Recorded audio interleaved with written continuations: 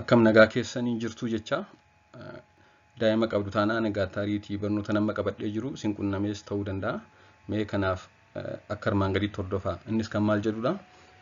Daa'imman tokko tokko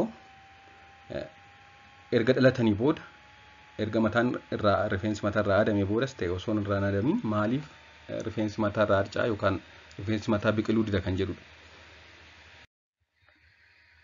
Daa'imman yeroo gadameessa keessa jiran naannoo ulfa ji'a 3 eegalee rifeensa biqilchuu eegalu. Mataa isaanii irratti rifeensa godhachuu eegalu jechuudha naannoo ulfa ji'a 3 booda.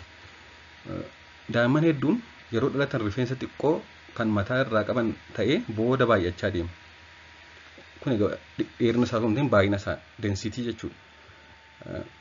Daa'imman tokko tokko immoo yeroo dhalatan rifeensa hedduu mataa isaanii irraa kan qaban ta'ee ji'a muraasa booda haphachuun yookaan irrachuun kan irrataa deemuu fi akkasumas immoo erga haadamee booda deebi'ee biqiluu diduun maatii hedduu kan yaaddessudha. Maatii hedduu biratti kan mul'atudha kun. Rifeensa irraa haadamee deebi'ee biqiluu achumaan didee waggaa tokko waggaa lama tura. Akkasumas immoo osuma irraa hin haadamin illee rifeensi haphataa dhufee mataan daa'imaa amma duwwaa ta'uu kan ga'u jira jechuudha.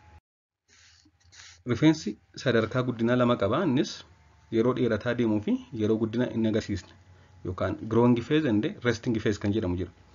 Yeroo guddataa deemuuf yeroo rest ta'e yeroo dheerinni isaan dabalee jechuudha. Daa'imman akka dhalataniin qaama isaanii keessa jijjiirama hormoonii hedduu taasisu.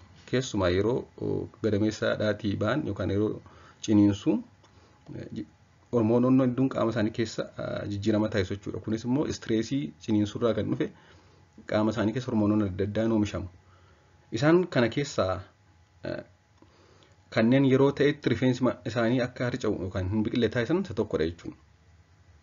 Hormoononni oomishaman kun egaa yeroo da'umsaa isaan kana keessa hormooniin tokko tokko akka daa'imman mataan isaanii ammi ta'e yookaan daa'imman muraasni rifeensi mataa isaanii akka hin biqille hanga waggaa tokkotti hanga waggaa lamaatti kanneen taasisan keessa hormoononni kun tokkodha. Fakkeenyaaf yeroo ciniinsuu daa'imni haala rakkisaa keessa yeroo darbutti hormoonii kortisool jedhamu hedduu oomisha qaamni daa'imaa.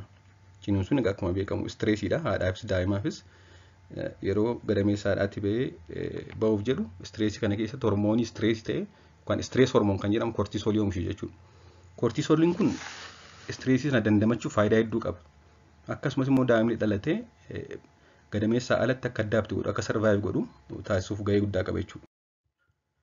Hormooniin kun yookaan hormooniin kortisool jedhamu kun akka sombi daa'imaa erga gadameessaa ba'ee qilleensa fudhachuu fi baasuuf isa gargaaru haala mijeessa waan ta'eef baay'ee barbaachisaadha.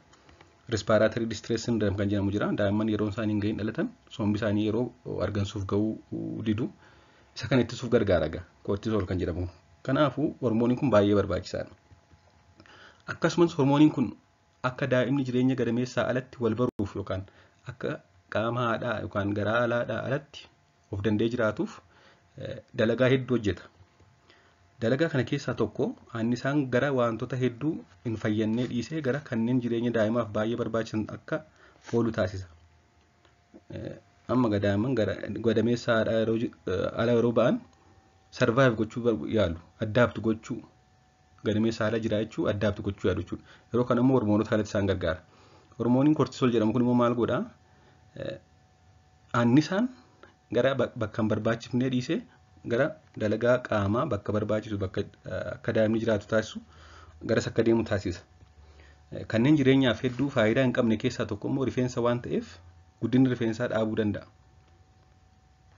Daa'imaaf kanneen faayidaa hedduu qaban sammuu, onnee, kaallee kan kana fakkaatanidha. Haa ta'u malee rifeensi guddatee dhiisee jireenya daa'imaa badaa effektii hin qabu. Kanaaf hormooniin kun maal godhaa? Annisaan yookaan inerjiin kaaloorii isaan qaama isaanii keessa jiru gara guddina rifeensaa akka hin deemne taasisuun gara hojii qaamaaf gara biraa geessa jechuudha. Kanaaf rifeensi isaanii gonkumaa guddachuu dhiisuu danda'a yookaan immoo irraa harca'uu danda'a jechuudha. Da'umsa booda yeroo hedduu guddina rifeensaa hanga annisaan dabalataa argamutti bakkuma jiru tura yookaan resting phase jennee sarara tura jechuudha. Sababni isaas rifeensi guddates dhiises jireenya daa'imaa irratti effektii hedduu waan hin qabneef annisaa isaanii gara guddina qaamaa akkasumas immoo haala naannoo hojii wal baruu fi gadameessaa ala jiraachuuf kan taasisan irra oola jechuudha. Dhalatanii torban 8 hanga torban 12 gidduutti yookaan ji'a 2 hanga ji'a 3 gidduutti ammoo harca'uu yookaan haphachuu eegala. Bakka jiru turuuyyuu dhiisee maal ta'a? Ji'a 2 booda harca'uu eegala jechuudha. Mataan isaanii yookaan irrachuu yookaan xiqqaachuu eegala. Daa'imman hedduu biratti ammoo inni harca'ee kun deebi'ee maal ta'a?